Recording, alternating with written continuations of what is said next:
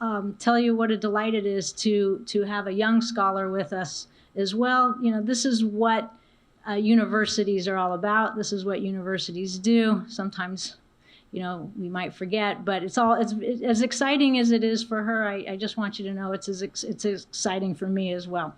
And you're an inspiration for the young undergraduates who are here. Hi, everyone.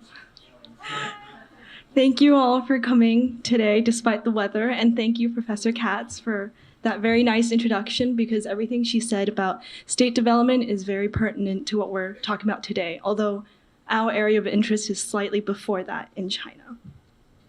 So my name is Debbie, as you might have heard, and I study anthropology and art history at NYU currently. And my passion for archaeology has long directed this path of study, as well as me being a participatory member of the Chinese culture, history, and society. So my interests naturally lay in my home culture. And piggybacking on the festivities of the Chinese New Year, which was last week, and the Chinese and Jewish exchange program that we have here at YU, I'll be sharing with you today what I am most passionate about in this field. So this is the site where I worked, and a place that I have very closely to my heart right now. It's called Yangguanzhai. It's on the peripheries of Xi'an, which was the capital that we were talking about, that was very important for Chinese dynastic history. It's located in central Shanxi at the intersection of two major rivers, the Jing and Wei rivers. So it's a prime location for settlement and later state development. And it belonged to the Yangshao culture, which was a major Neolithic culture in this Guangzhong area. And during this late period of Yangshao, it was an era of great social and technological development with numerous super sites and indicators of social complexities, of which this is one site, but it's known as a super site. It's not that big according to modern standards, but it is still the size of a substantive village that we have today. And lastly, we have these miaodigou vessels that were decorated with these abstract, what we call abstract fish patterns that were incongruent to the miaodigou cultural tradition. So we know that this site was very much culturally integrated with different sites of this area. But not more important than this site, which is the Arlitou. Now we enter into one of the most heated discussions of Chinese dynastic beginnings. Since the Shang, China's historical genealogy has been recorded by one dynasty after the other, and these records are crucial in confirming the notion of a continuous history and therefore culture on this piece of land.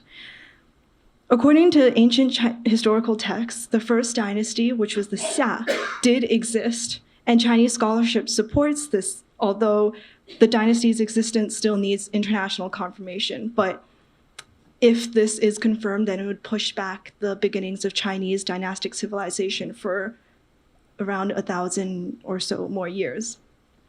So this site, Arlitou, is the most important piece of evidence that would reaffirm the existence and actuality of the Xia dynasty.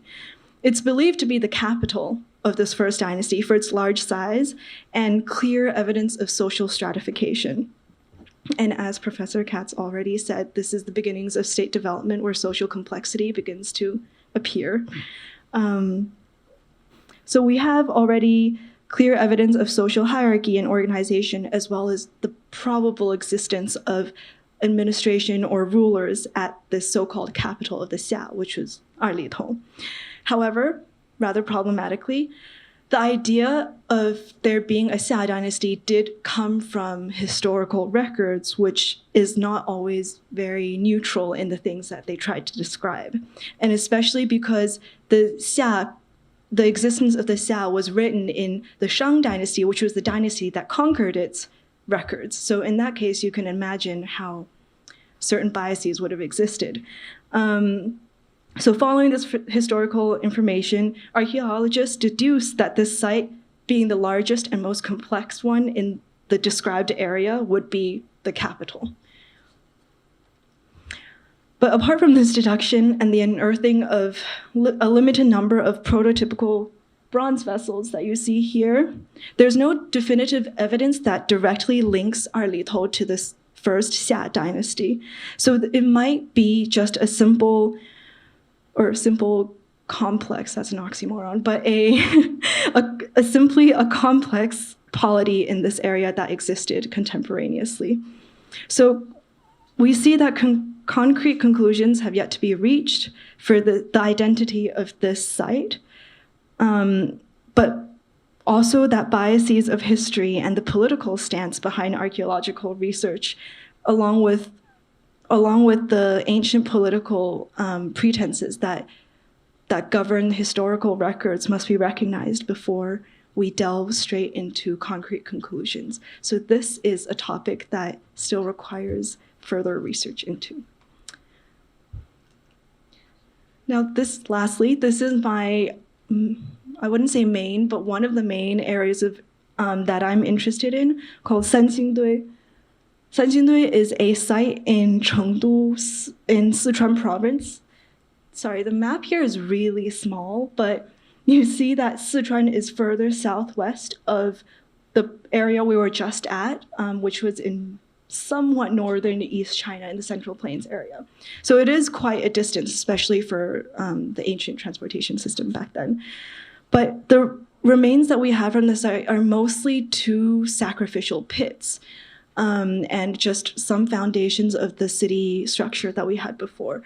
But these two sacrificial pits revealed astonishing quantities of precious stones, ivories, jades, and mostly bronze vessels that we have up here, which would attest to their ability to import and trade such goods with alliance or just neighboring states. This site, when viewed in relation to the Shang dynasty, which is important because in archaeology everything is viewed in relation to each other, but this site, when viewed in relation to the important place that Shang has in Chinese culture and political narrative, we see that it might actually be a predecessor or contemporaneous influencer for the Shang bronze vessels that we know of so well today. The idea that bronze metallurgy developed independently in the Central Plains by the Shang dynasty or its predecessor, the Xia dynasty, is a very much culturally esteemed idea, as we can see from the many bronze vessel museums that we have around China, especially dedicated to this material remain. However, from further archaeological research, we have determined that Sanxingdui's settlement period, so this site here, the settlement period began in the early Xia dynasty and probably even before that, so definitely long before the Shang dynasty. So as we have already seen from only these few archetypal sites, Chinese archaeology is invaluable in its contributions to weaving and reconstructing a Chinese cultural identity, as well as discovering a convoluted past of human history. With archaeological research, the discovery of an overwhelmingly diverse peoples and cultures on this piece of land reveals an inherently heterogeneous foundation for this ostensibly homogeneous nation. But more importantly, I hope that some of you seated here today might be more inspired to pursue the field of archaeology, which is often overlooked, to a greater depth, because after all, the discoveries that we have made are more than just pottery and bones, but they're pieces of a collective and complex human history to which archaeology's contribution is indispensable. Thank you.